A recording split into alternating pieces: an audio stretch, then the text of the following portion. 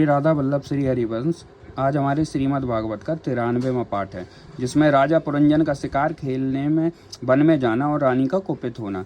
श्री नारद जी कहते हैं, राजन, एक दिन राजा पुरंजन अपना विशाल धनुष, सोने का कवच और अक्षय तरकस धारण कर अपने 11 वेद सेनापति के साथ 5 घोड़ों के शीघ्रगामी रथ में बैठकर पंचप्रस्थ नाम के वन में गया। उस रथ में 2 ईसा दंड बम्ब, 2 पहिए, 1 धुरी, 3 ध्वज दंड, 5 डोरियां, 1 लगाम, 1 सारथी, 1 बैठने का स्थान, 2 जुएं, 5 आयुध और 7 आवरण थे। वह 5 प्रकार की चालों से चलता था तथा उसका साज बाज सब सुनहरा था। यद्यपि राजा के लिए अपनी प्रिया को क्षण भर भी छोड़ना कठिन था, किंतु उस दिन उसे शिकार का ऐसा शौक लगा कि उसकी भी परवाह न कर वह बड़े गर्व से धनुष बाण चढ़ाकर आखेट करने लगा। इस समय आसुरी प्रवृत्ति बढ़ जाने से उसका चित्त बड़ा कठोर और दयाशून्य हो गया था। इससे उसने अपने तीखे बाणों से बहुत से निर्दोष जंगली जानवरों का वध कर डाला। जिसकी मांस में अत्यंत आसक्ति हो, वह राजा केवल शास्त्र प्रदर्शित कर्मों के लिए वन में जाकर आवश्यकता अनुसार अनिषिद्ध पशुओं का वध करे, व्यर्थ पशु हिंसा ना करे। शास्त्र इस प्रकार उच्छृंखल प्रवृत्ति को नियंत्रित करता है। राजन, जो विद्वान इस प्रकार शास्त्र नियत कर्मों का आचरण करता है, वह उस कर्मानुष्ठान से प्राप्त हुए ज्ञान के कारण भूत कर्मों से लिप्त नहीं होता।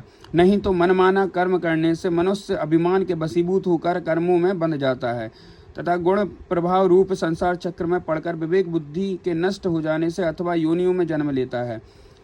पुरंजन के तरह तरह के पंखों वाले बाणों से छिन्न भिन्न होकर अनेकों जीव अपने बड़े कष्ट के साथ प्राण त्यागने लगे।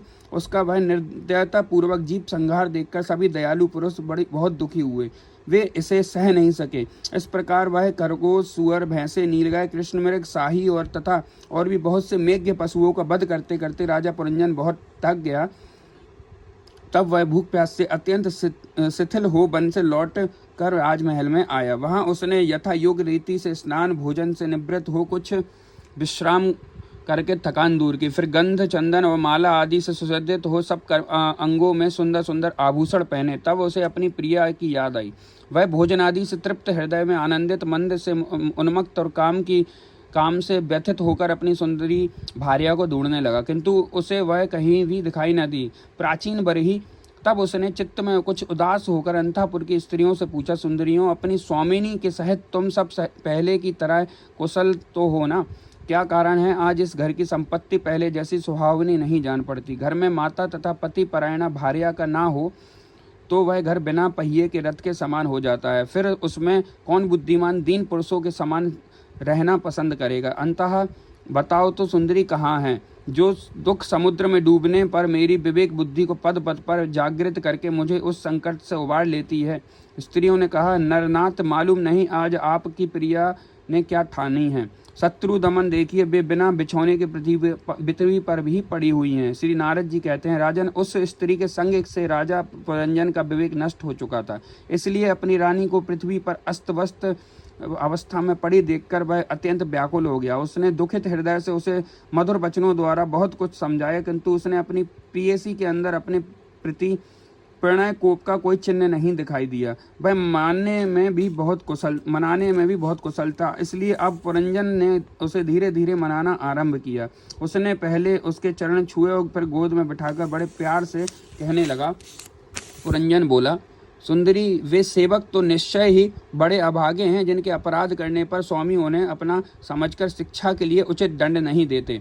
सेवक को दिया हुआ स्वामी का दंड तो उस पर बड़ा अनुग्रह ही होता है। जो मूर्ख उन्हीं को क्रोध के कारण अपने हितकारी स्वामी के लिए किए हुए उस उपकार का पता नहीं चलता। सुंदर दंतावली और मनोहर भवों से शोभा पाने वाली मनस्वनी, अब यह क्रोध दूर करो। एक बार मुझे अपने समझकर प्रणय भार तथा लज्जा से झुका हुआ और मधुर मुस्कानमयी चितवन से सुशोभित अपना मनोहर मुखड़ा दिखाओ। ओह, भ्रमर पंक्ति के समान नीली अलकावली, उन्नत नासिका और सुंदर वाणी के कारण तुम्हारा वह मुखारविंद कैसा मनमोहक जान पड़ता है। वीर पत्नी, यदि किसी दूसरे ने तुम्हारा कोई अपराध किया हो तो उसे तो बताओ। यदि वह अपराधी ब्राह्मण कुल का नहीं है तो मैं उसे अभी दंड देता हूँ। मुझे तो भगवान के भक्तों को छोड़कर त्रिलोकी में अथवा उससे बाहर ऐसा कोई नहीं दिखाई देता जो तुम्हारा अपराध करके निर्भय और आनंद पूर्वक सह सके। प्रिय, मैंने आज तक तुम्हारा मुख कभी तिलकहीन, उदास, मुरझाया हुआ, क्रोध के कारण डरावना, कांतिहीन और स्नेह शून्य नहीं देखा, और न कभी तुम्हारे सुंदर स्तनों को ही शोकाश्रुओं से भीगा हुआ बिंबाफल सदृश अंबरों को स्निग्ध केसर की लाली से रहित देखा है। मैं व्यसन वश तुमसे बिना पूछे शिकार खेलने चला गया, इसलिए अवश्य अपराधी हूँ। फिर भी अपना समझकर तुम मुझ पर प्रसन्न हो जाओ।